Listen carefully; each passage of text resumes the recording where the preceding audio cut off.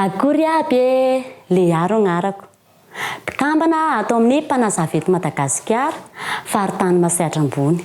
Izany hoe manana solona anarana ony mamala ao amin'ny fikambanana. Maro ny olona tsy mahafantatra hoe inona ny raha ataoko rehefa lehibe fa mandehandeha ho azy ny fiainana. Eny mba tsy ho isika tanora tony izany fa isika dia manana tanjona ao amin'ny fiainana.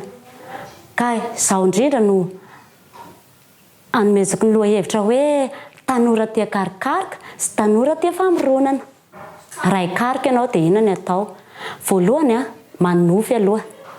Eritrereto soa hoe inona ny ataoko rehefa lehibe? Inona ny tanjoko? Ahoana ny atongavako amin'izany tanjoko izany?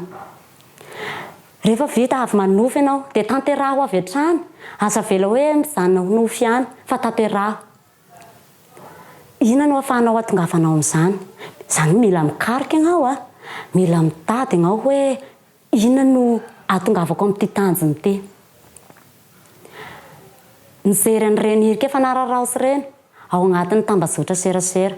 Ao maro ny zavatra hita ao. Aza variana hoe amin'ny Facebook dia micommente, mipublier, j'aime. Fa ao ro angalana ny irika efa nararaotsy betsaka, maro ny ao. Tsy hitarina fotsiny aho hoe inona no raha mifanaraka amin'ity tanjoko ity. Inona no azoko atao ao anatin'ity tambazotra iray ity. Sa ny Facebook ihany fa maro ireo tambazotra serasera azo ampiasaina amin'izany. Koa magnentana antsika tanora ampiasao amin'ny zavatra soa ny tambazotra fa aza avela handehandeha ho azy ihany. Ny mahasoa aloha vao ny mahafinaritra.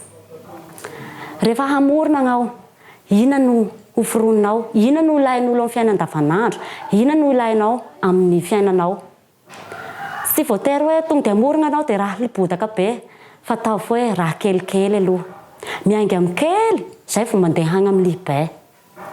Tsy hitarina fotsiny aho hoe raha mivatsy ianao dia aza mijanona ho mivatsy eo ihany fa manangana toeram-pivarotana lehibe. Ahafahanao mivelona, ahafahanao miaina, ahafahanao manampy ny fiarahamonina misy ianao. Satria Madagasikara ity dia mamitsika ary isika tanora indrindra no andradrain'ity firenena misy antsika ity. Ary eto dia magnentana antsika tanora sahia manofy, sahia mikasaka ny soa amin'ny fiainana. Mitadiava zava-baovao eo amin'ny fiainana misy ianao. Fa izany indrindra ro ahafahana mampandroso an'ity firenena misy antsika ity. Ahafahanao manatratra ny tanjonao satria isika tanora mihitsy no andrandrain'ity firenena ity.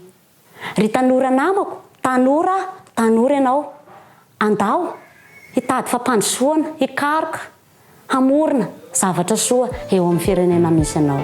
Misaotra tompoko.